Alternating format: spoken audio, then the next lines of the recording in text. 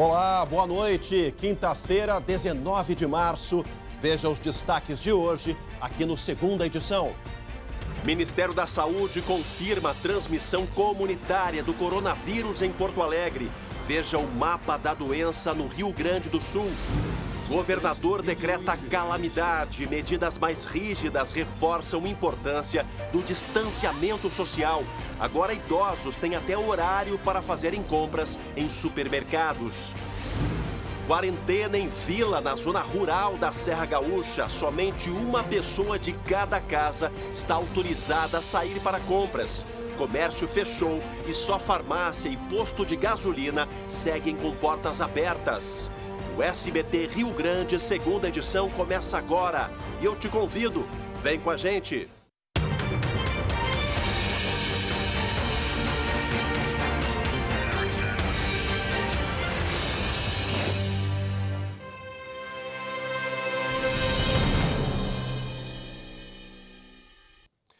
E o Ministério da Saúde informou hoje à tarde que Porto Alegre já tem a transmissão comunitária de coronavírus. O que significa isso? Isso quer dizer que já não é possível identificar a origem da doença, quem passa para quem.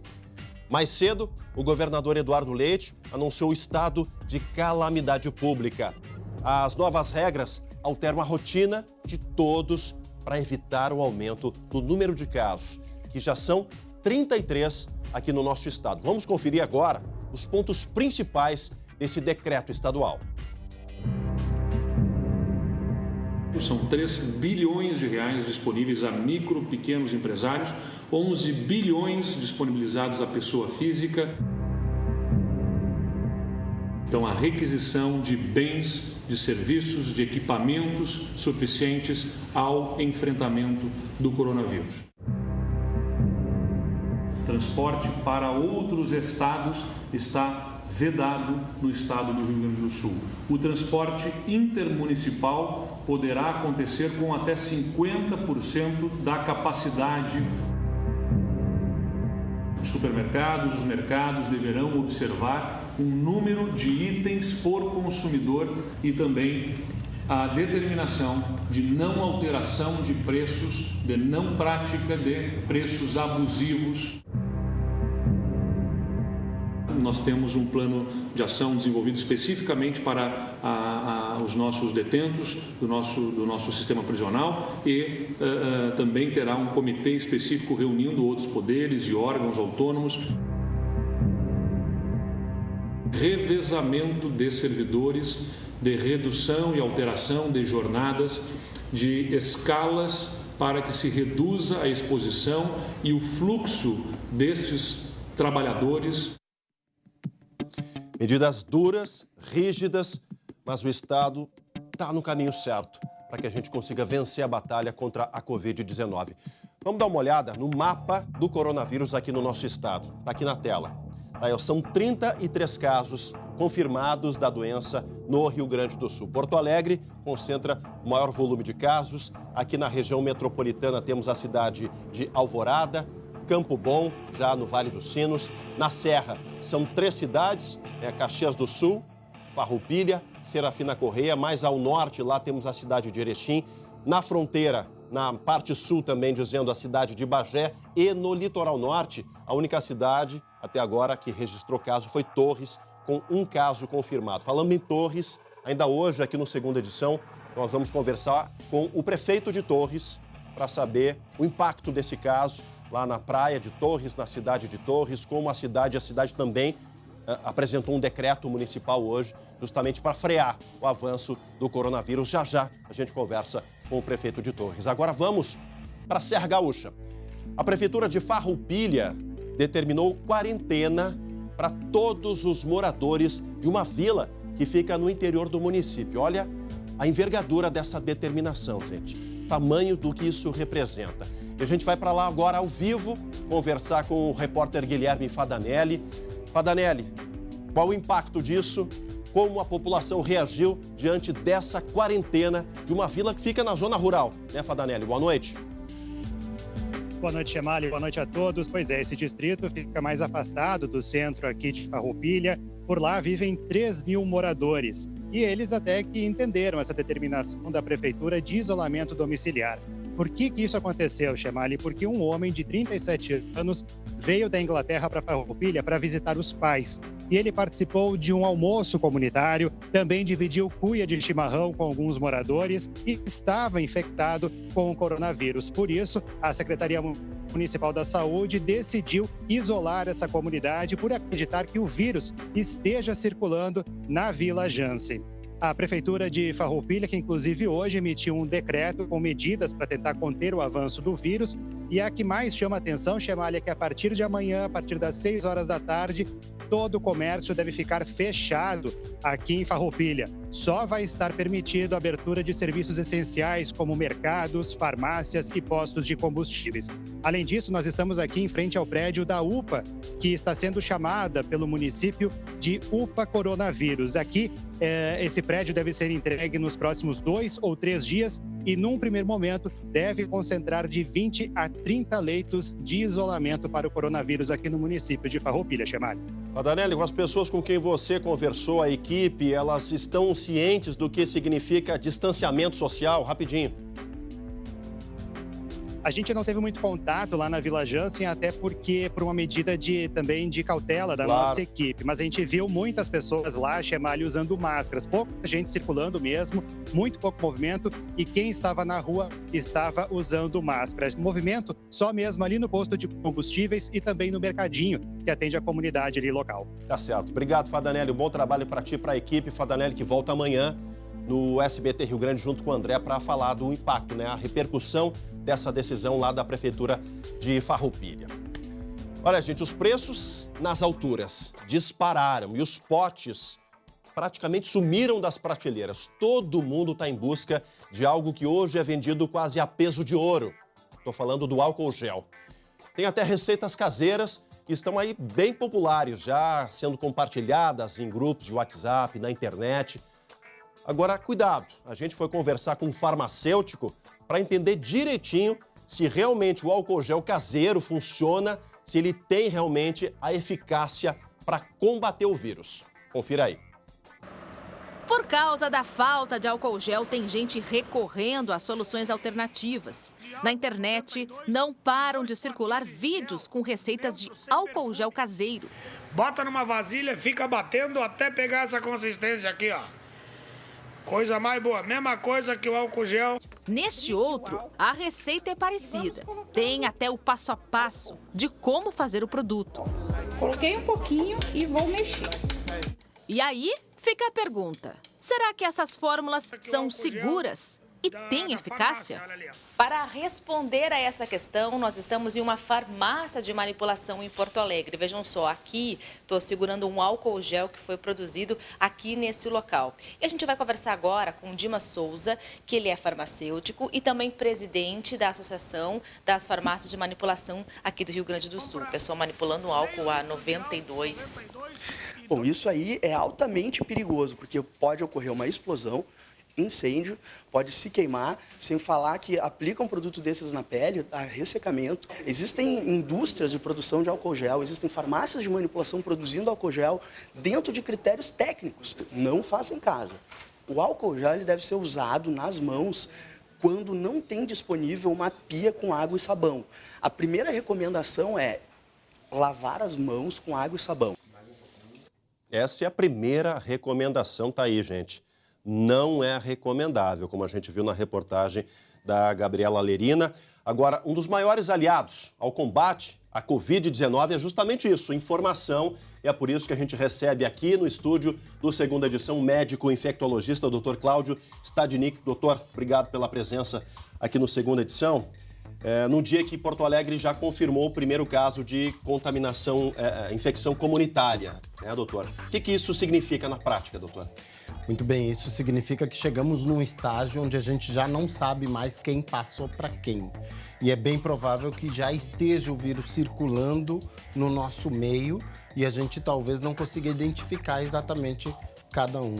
nem a cidade, enfim, a região de onde essa pessoa acabou passando por Porto Alegre. Pode ser um porto-alegrense ou pode ser alguém de fora. Exatamente. E a principal implicação é de que, a partir de agora que nós temos transmissão comunitária, teoricamente, qualquer pessoa, mesmo em Porto Alegre, mesmo que não tenha viajado, mesmo que não tenha ido para algum outro lugar, qualquer pessoa que iniciar com sintomas semelhantes do coronavírus, ela passa a ser uma suspeita de coronavírus. Temos agora ali em Farroupilha, pessoal da Vila Jansen, a maioria da população ali usando máscara, mesmo sem saber se tem sintoma.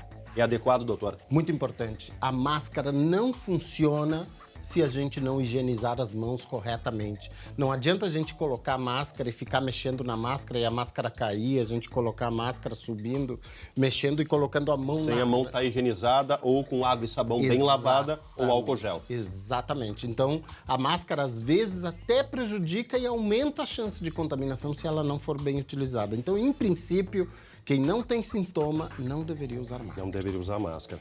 Doutor, daqui a pouquinho a gente volta a conversar com o senhor para falar as diferenças de isolamento social, quarentena e também, aliás, distanciamento social, a expressão correta é essa, distanciamento social, quarentena e o isolamento, e também uma notícia que traz esperança diante desse cenário todo. Seguidinho, o doutor Cláudio Stadnik vai estar conosco aqui no Segunda Edição falando sobre isso. A gente vai agora para a redação para conversar com a Camila Faraco para atualizar as informações sobre vários reflexos do coronavírus na nossa rotina, no nosso dia a dia. Olha essa notícia, gente. Tem golpista se aproveitando desse momento de crise, Camila. Essa notícia não é fake news, né? É verdadeira, mas é surreal, Camila. Boa noite. Oi, Chemali, boa noite para ti, boa noite para todo mundo. Infelizmente não é fake news, vê se pode, né? Durante essa crise, então, tem gente querendo passar outras pessoas para trás. Criminosos estão se passando por agentes da vigilância sanitária para assaltar moradores de edifícios aqui na capital. Eles estão com coletes e crachás, obviamente com identificação falsa, e aí dizem que precisam ali coletar materiais para exames de coronavírus. Quando as vítimas abrem a porta, eles fazem a limpa nos apartamentos. A Secretaria de Saúde Estadual já informou que não realiza coleta de materiais sem agendamento prévio. Então, isso é golpe, é assalto. Na dúvida, pode entrar em contato pelos canais oficiais. Camila, e teve imagens circulando, claro que a gente não vai reproduzir, porque a Polícia Civil não confirmou se eram verdadeiras, mas já circulando em grupos de WhatsApp, né, Camila? Desses supostos golpistas, né? Pois é, a informação já está circulando. A Polícia Civil diz que não tem nenhum registro ainda sobre esse tipo de caso, mas como já há o alerta dos órgãos oficiais, claro, é bom ficar ligado, né, Chemali? É bom ficar ligado. Bom, temos mais informação a respeito aí dos shoppings, né, que tem essa determinação de não abrirem. 4 lojas de shoppings aqui em Porto Alegre foram interditadas. As lojas estavam abertas, descumprindo a determinação que prevê o fechamento de comércio considerado não essencial para evitar a aglomeração de pessoas e a disseminação do vírus. É importante que todo mundo respeite, né? Esse decreto é fundamental, essa prevenção nesse momento. É o ponto-chave disso, né, Camila? As pessoas têm que entender, Chemali, que quarentena não é férias, não é para ir para shopping, não é para confraternizar com outras pessoas, é para ficar em casa. Hashtag fica em casa. Hashtag fica em casa. Vamos mais uma notícia? Tem mais notícia, né? Tem atualização aí. O Procon de São Leopoldo interditou uma farmácia que vendia álcool gel 70% com preço abusivo. Chemali, olha o absurdo. Uma embalagem de 5 litros era oferecida a R$300. Meu Deus, R$50 o litro, Camila. Que barbaridade. Olha só, os consumidores podem denunciar casos como esse no site do Procon RS. Vamos para mais uma notícia? Vamos lá. A Polícia Civil de São Leopoldo prendeu um homem de 49 anos por estar fabricando álcool gel falsificado. Ele não tinha alvará sanitário, não tinha autorização nem licença ambiental. Foram apreendidos grande quantidade de álcool gel, remédio contra carrapatos, alvejante e querosene, chamado. É um crime, né, Camila? Isso é crime. Isso é crime contra a saúde pública, crime diante de um cenário preocupante que a gente está vivendo. É algo assim que, olha, eu não consigo entender a cabeça do ser humano numa hora dessa. De se aproveitar, às vezes, da ingenuidade das pessoas, até da apreensão que as pessoas estão vivendo. Realmente é condenável e merece toda a punição da Polícia Civil. Camila, obrigado pelas informações. A gente vai voltar agora a conversar com o doutor Cláudio Stadnik. Doutor, que é infectologista da Santa Casa aqui de Porto Alegre, né, doutor? as diferenças básicas, distanciamento social, quarentena e isolamento, doutor. Muito bem, é uma coisa progressiva. Primeiro, a gente recomenda que haja um distanciamento social, ou seja, vamos nos afastar de outras pessoas, porque a gente só pode pegar o coronavírus, chamar ele de uma outra pessoa. Então, quanto maior for a distância que a gente conseguir, e quanto mais a gente evitar aglomerações, grupos de pessoas, vamos cancelar os aniversários, vamos cancelar, chegou a hora. Por mais inocente que seja a festinha, Exatamente. Ela é perigosa, né, doutor? Distanciamento social. Depois de passado esse período, se a gente não conseguir controlar o surto, nós passamos ao isolamento social, onde aí a gente diz para a pessoa, olha, tem que ficar em casa mesmo, nada de trabalho, nada de saída, fique em casa. E finalmente se chega ao período de quarentena, onde aí vem de cima para baixo. O governo diz que é para parar tudo, já está acontecendo, já estamos entrando com decretos aí, tanto o governo estadual quanto o governo federal, para evitar que as pessoas realmente tenham esse contato. Doutor, hoje à tarde tivemos uma notícia que traz esperança. Há um estudo dos mais concretos até agora que pode aí nos próximos dias representar a cura do coronavírus, mas a gente trata isso com muita cautela, né, doutor? Muita cautela. Não é só um estudo, já temos vários estudos. É uma droga que a gente utiliza para malária normalmente, que está sendo promissora na possibilidade de reduzir os efeitos do coronavírus. Então, a gente fica bastante contente que estão surgindo esses estudos o mais rápido possível, né, Chamali? Eu estava dizendo que nós temos mais de 200 estudos em andamento com várias substâncias que podem vir a funcionar. E parece que esta é a que está mais próxima disso. Eu estava com estudo ali, 19 pacientes que foram tratados tiveram aí a eficácia comprovada. Resolução rápida. Da carga viral que a gente diz, que é a quantidade de vírus que o paciente tem. Mas essa esperança, gente, não representa quebrar essas regras que as autoridades, que os governos estão impondo justamente para a nossa segurança, né, doutor? Isso é o principal. Por favor, agora é a hora da gente parar e se afastar. É agora. Tá certo. Doutor, muito obrigado pela sua presença. Um bom trabalho a todos lá da Santa Casa e tomara que a gente consiga o mais rápido possível anunciar a cura e o mínimo de pessoas infectadas e de casos fatais, doutor. Muito obrigado, boa noite. Boa noite. Fique agora, você que está nos acompanhando aqui no Segunda Edição, com um recado que a FAB da EVT tem para você. Quer ajuda para reduzir suas dívidas de financiamento de veículos, cartão de crédito e empréstimos nesse início de ano? Se você comprou carro e está pagando por 2, tem dívida de cartão de crédito e empréstimo, o banco não para de ligar e você já não sabe mais o que fazer? Nós vamos te ajudar. Ligue agora para a EVT Assessoria 3391-3852 ou mande um WhatsApp para 99770-2864.